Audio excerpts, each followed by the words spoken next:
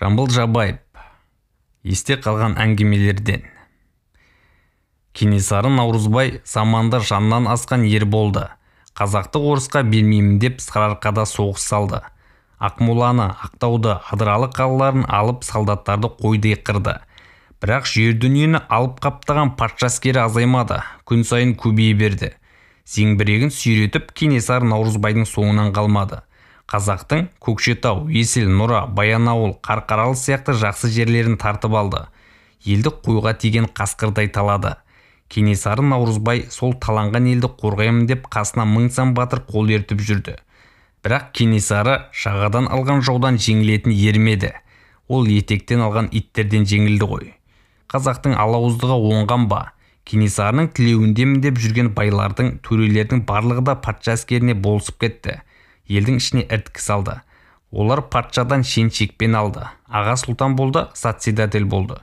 Сөйтіп елші өзара бірлігі кетіп, ынтымағы жойылған кезде патшаның солдаттары Кенесары Наурызбайды Сарыарқаға тұрғызбай мазасын ала берді. Ауылын шапты, мал-мүлкін талады, қатын балаларын тұтқындады. Ақырында Кенесары ұлы жүзге, Алатауға қарай беттеп көшті. Әуелі Балқашта Іленің қойнауында Жалайырдың шетінде жатты. Бұл жер жұттан шалғай еді. Орыс әскерімен белдесуге күш жию үшін қамауда жатып хал болмас, қолыңа қалың ел қонбас деп Кенесары соңынан ерген елімен, батырларымен Ілені кесіп өтіп, шу бойын өрлей көшпеді ме? Содан Қордайда Шапырашты Тайшыбек батырдың ауылына тоқтайды ғой. Атағы жер жарған Кенесары Наурызбай келді деген соң ұлы жүз дулат елі қалмай жиналды. Күні-түні Кененің ауылын босатпады. Дулаттың батыры Сыпатайда, Шапыраштың ерлері Саурық Сұраншыда, Қоңыраттан шыққан Байзақта төре Рүстемде қалмай келді. Ал Кенесары 2 күн ұдайы ешбір адаммен сөйлеспей, маңдайын ұстап ауыр ойланып төмен қарап отырып алды.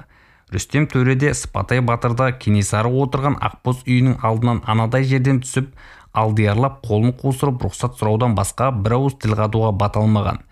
Келгендердің бәрімен Наурызбай ғана сөйлескен.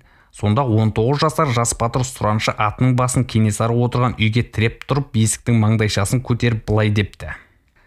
Хан бетін басып, басын тұқыртып, неге төмен қарай береді? Біз үй алшақ қатын көргелі келгеніміз жоқ. Ондай қатындар ауылымызда жеткілікті. Біз елі бастаған, жау жасқаған батырды көргелі келдік депті.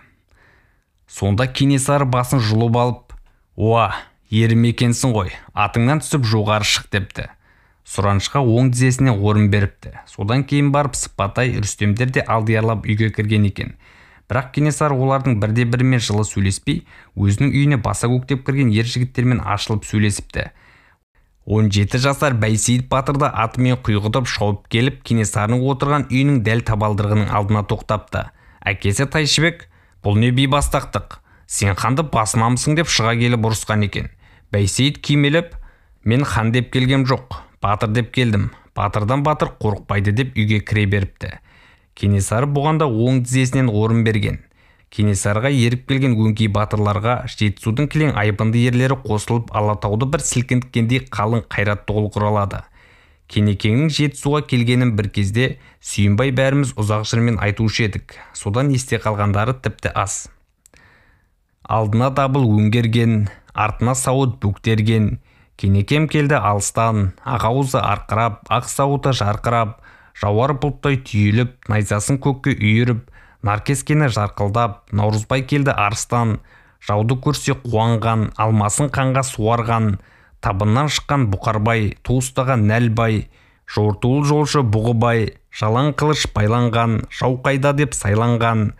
Батырлар келді Қордайға, Кенесары келген соң, өңкей ерді көрген соң, ерлігін жаннан асырған, 5 қаруын асынған, келді Саурық Сыпатай, жас Байсейіт Сұраншы, келді бәрі қалмастан Кенесары алдында, өңкей көкжал бас қосқан.